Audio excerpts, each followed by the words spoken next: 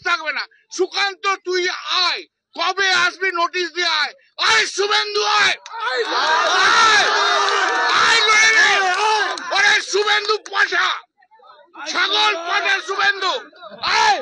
CISF ছাড়া আয়, তুই কত বড় বাপের বেটা দেখে নে। আয় সুকান্ত আয়, আয়। সিআইএসএফ বাজার কত বড় ক্ষমতা আছে, ওর বাবা অমিত শাহ কি করে ফেরত নিয়ে যায় ওকে দেখবো। আয় সুকান্ত আয়, আয়।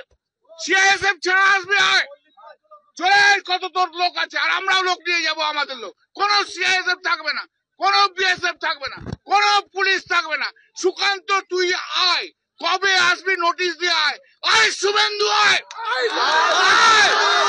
আয় শুভেন্দু পাশা, ছাগল পাঠা শুভেন্দু আয়। সিআইএসএফ ছাড়া আয়, তুই কত বড় বাপের বেটা দেখে নে। তুই দেখ, বল তোর বাপকে শিশির না মোদি, বল। আয় তুই দেখে যা, চলে আয়। আয় শুভেন্দু আয়।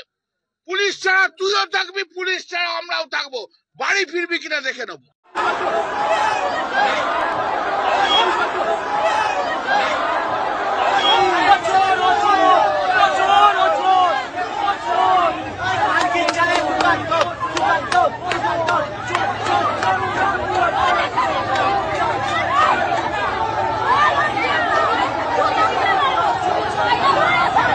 গেলে ধরা পড়বে। আবারও বলি, যেটা নিয়ে আমার বিরুদ্ধে লিখেছেন তৃণমূল, 432 জন বিএলওর বিরুদ্ধে বিহারে কমপ্লেন হয়েছিল, এফআইআর হয়েছে, 52 জন জেল খাটছেন। অতএব আমি বিহারের এক্সাম্পল দিয়ে বলছি, মমতা ব্যানার্জি এবং তার ভাইপো বা আইপ্যাকের প্রতীক জৈন আপনাদের কাউকে বাঁচাতে পারবে না। যারা ভুল করবেন, আপনারা পার্টির কথা শুনবেন না, আপনারা ইলেকশন কমিশনের কথা শুনে কাজ করবেন। হ্যাঁ, ডিভিশন বেঞ্চ যা করবে তাই হবে। আমি তো কোর্টের অর্ডারে 92টা মিছিল করেছি। কোর্ট যদি আমাকে বলে যে করতে, না করব না। কোর্ট যদি বলে করতে, করব। 3টের সময় এই শুনানিটা আছে। এই মিছিলটা 3টে, আজকেরটা হয়ে যাবে। কালকেরটা যদি কোর্ট বলে ডেট চেঞ্জ করতে, করবো। এর আগেও অনেক ডেট চেঞ্জ করেছি। আর কোর্ট যদি বলে আপনাকে করতে দেবো না, মেনে নেবো। কারণ আমাকে কলকাতা হাইকোর্ট কার্যত সুযোগ দিয়েছে গণতান্ত্রিক আন্দোলন করার, ভারতীয় জনতা পার্টির পতাকা হাতে নিয়ে। এই সুযোগ আমাকে দিয়েছে কোর্ট। কোর্ট যা বলবে আমি মেনে নেব। আমি কোর্টের বিষয় নিয়ে বলবো না। তবে এই অগণতান্ত্রিক সরকার, এই জিহাদিদের সরকার, ভারত বিরোধী সরকার, এরা যে ভারতীয় জনতা পার্টি এবং তার বিরোধী দলনেতাকে প্রত্যেকটা পদে পদে আটকাতে চায়, গত 4.5 বছর যা করেছে এখনও তাই করছে। এটা বাংলার মানুষ দেখুন যে বহুদলীয় গণতন্ত্রে মুখ্যমন্ত্রী যে আজকে মিছিল করবেন, বেলা 11টা থেকে কলকাতাকে কার্যত এই রাস্তাকে অচল করে দেওয়া হয়েছে, রুট ডাইভার্ট করে দেওয়া হয়েছে, মাইক হাজার হাজার চোং। এখন হসপিটালের সামনে, মেডিকেল কলেজের সামনে বাজছে সিআরএ বিরুদ্ধে, ইসলামিক হসপিটালের সামনে বাজছে। এখন তো কিছু হচ্ছে না, গুরুদুয়ারার সামনে বাজছে, আপনার অন্যান্য ধর্ম প্রতিষ্ঠানের সামনে বাজছে। জোড়া জোড়া চোং, এক একটা পোস্টে 12টা 14টা করে চোং দিয়ে সকাল 10টা থেকে তারস্বরে ডাকাত ইন্দ্রনীলের গান শোনানো হচ্ছে। যিনি সঙ্গীত সম্মেলনে আর্টিস্টদের কাছ থেকেও খাম থেকে 5,000 টাকা কাটেন।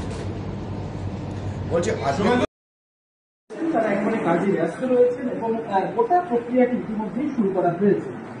মূলত যেটা দেখা যাচ্ছে যে একাধিক বিজেপি নেতৃত্ব তারা এখানে উপস্থিত রয়েছেন এবং তারা কিন্তু একেবারে কম্পিউটার নিয়ে এখানে কাজ করছেন। যারা আসছেন অ্যাপ্লাই করতে সাধারণ মানুষের জন্য মূলত এই সহায়তা কেন্দ্র, সিএএ সহায়তা কেন্দ্র কিন্তু খুলে ফেলা হয়েছে। এবং এখানে যেটা দেখা যাচ্ছে, আমি একটু ভেতরের দিকে ঢোকার চেষ্টা করব।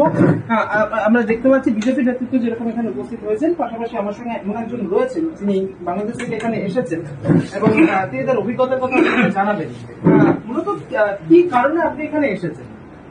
যেহেতু আমরা হিন্দু, এখানে কোনো স্বাধীনতা নেই, কোনো বিজনেসের ক্ষেত্রে বাংলাদেশে স্বাধীনতা নেই, বিজনেস কোনো স্বাধীনতা নেই, বিভিন্ন মা বোনদের কোনো ইজ্জত মানে চোখের সামনে বলে ওই মালায়নের বাচ্চা, মালায়নের মেয়েটা দেখতে হেবি ভালো, কোনো প্রতিবাদ করা যায় না, চোখের সামনে মন্দির ভেঙে দিচ্ছে, কথায় কথায় মালায়ন, বিভিন্ন অনেক ক্ষেত্রে অনেক কিছু। রাতে আসে ভালো বাগানে সুপারি হচ্ছে, সুপারি পেয়ে নিয়ে যাচ্ছে, গাছ কেটে নিয়ে যাচ্ছে, টাকা দিতে হবে বিজনেস করতে গেলে, বিভিন্ন ধর্মীয় কারণে। যেহেতু আমরা হিন্দু, ধর্মীয় কারণে, এই জন্য আমরা বাংলাদেশে মুসলিমের টর্চারিং কারণে আমরা চলে আসছি দেশে। কত সালে এসেছেন? আসছি 2002 সালে। 2002 সালে। মানে বাংলাদেশে কি হিন্দুদের একেবারে, হিন্দুদের সেখানে কোনো অধিকার নেই? সেখানে কি একেবারে অত্যাচার করা হয় তাদের উপরে? ম্যাক্সিমাম অত্যাচার নেই বলতে গেলেই চলে, স্বাধীনতা নেই বলতে অত্যাচার ম্যাক্সিমাম 1% হয়তো আছে, আর 99% নেই। তারপরে এখানে এসে কি অভিজ্ঞতা হচ্ছে? এখানে তো আমাদের অভিজ্ঞতা আছে, এখানে স্বাধীনতা আছে, আমরা হিন্দু বলে একটা হিন্দু পরিচয় দিতে পারছি, একটা ওপেন চলতে পারছি, সবকিছু করতে পারছি, আর বলতে হচ্ছে আমরা হিন্দু, আমরা বাঙালি, স্বাধীনতা আছে। আজকে এই সিএ ক্যাম্পে কেন এসেছে? সিএপি কেমন নাগরিকত্বের জন্য, নাগরিক পরবর্তীকালে কোনো সমস্যা নয়, কোনো অসুবিধা নয় পরবর্তী জেনারেশনের, সেই জন্য। শাসক দলের পক্ষ থেকে কোন রকম চাপ দেওয়া হচ্ছে, কোন রকম অত্যাচার করা হচ্ছে এখানে এসে?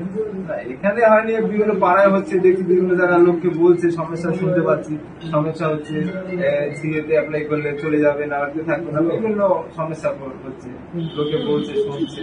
ভরসা রয়েছে বিজেপি নেতৃত্বের উপর এই সিএ সহায়তা কেন্দ্রে এসেছে? হ্যাঁ, ভারত সরকার সহায়তা এবং ইয়ে আছে, এই ভরসা আছে, সেই জন্য সিএ অ্যাপ্লাই করেছি। অর্থাৎ আপনার নাম? জল সম্পদ, কোথা থেকে আসছেন? বেলা চৌরাস্তা, খুলনা ডিস্ট্রিক্ট, বাংলাদেশ। বাংলাদেশের খুলনা থেকে এসেছেন এবং সেখানে যে হিন্দুদের উপর কি অমানবিক অত্যাচার করা হয় সেটা তিনি নিজের মুখে বললেন, এবং সেই কারণেই তিনি চলে এসেছেন পশ্চিমবঙ্গে, এবং এই মুহূর্তে তিনি রয়েছেন বেহালায়, এবং সেখানে তিনি এই মুহূর্তে বিজেপির এই যে সিএ সহায়তা কেন্দ্র যেটা করা হয়েছে সেখানে তিনি এসেছেন এবং নিজের সমস্ত ডকুমেন্টস তিনি সেখানে সাবমিট করছেন, যাতে ভবিষ্যতে কোনো কাজ বা অন্য কোথাও যেতে গেলে তাদের কোনো রকম কোনো সমস্যার মধ্যে না পড়তে হয়,